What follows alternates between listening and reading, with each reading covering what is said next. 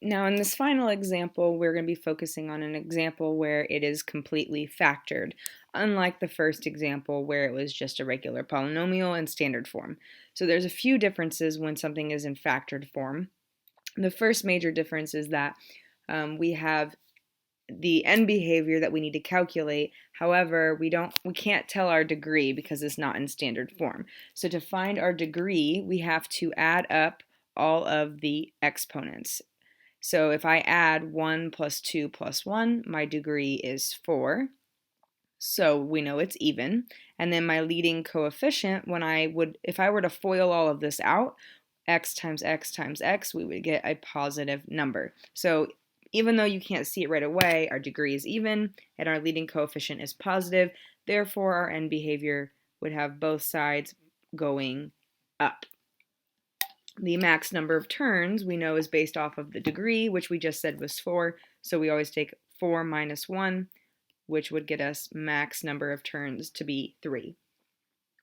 Now, our y-intercept is treated exactly the same. We know the y-intercept, you always plug in 0 for x. So if I plug in 0 to my equation, I get, excuse me, 1 times negative 1 squared times negative 3. And then I can go ahead and simplify that. So we get 1 times 1 is 1 times negative 3 is negative 3. So there's my first point to plot on my graph.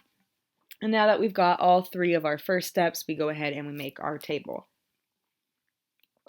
To make our table, I've gone ahead and plugged in a couple different points. The key here when you're doing this in factored form is to make sure you pay attention to your exponents because if you have to square anything or take anything to a higher power, you want to make sure you do that before you do your multiplication. So if I plug in 1, I get 1 plus 1 is 2, 1 minus 1 is 0 squared, and then 1 minus 3 is negative 2. And if I multiply all that together, I get 0. So that one works out pretty nicely.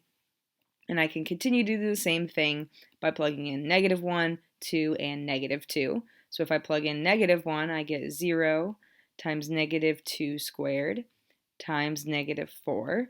Multiply all that together, we get 0 as well. So there we've got 2 points on our x-axis. So those would also be our x-intercepts. So notice that this is an intercept form, it's factored. So we could even write here that our intercepts we know we're going to have. If I set each of those equal to 0, we get negative 1, we get positive 1, and if I set the last one equal to 0, I get positive 3. So I bet if I plugged in 3 into my equation, then I would also get a 0. So those are our 3 intercepts. So if it's in that factored form, you can find 3 x-intercepts very quickly, 3 nice points to fill in your table.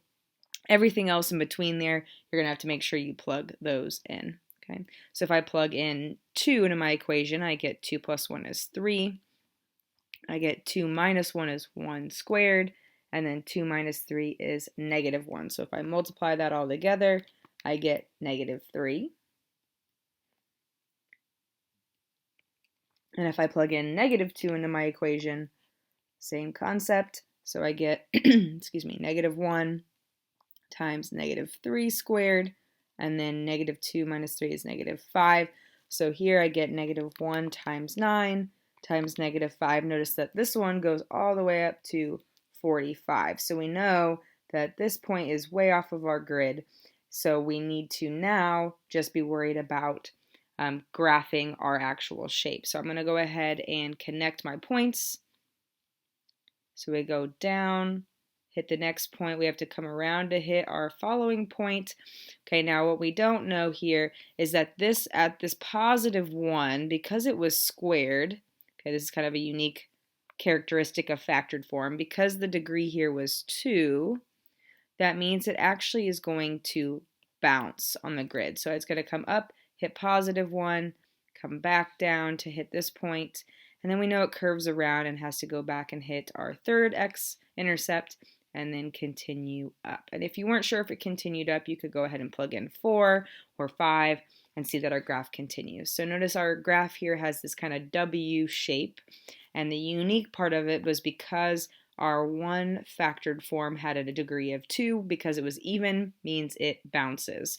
So that's a unique little property. If you want to add that to your notes, that really helps you give a good shape to your graph.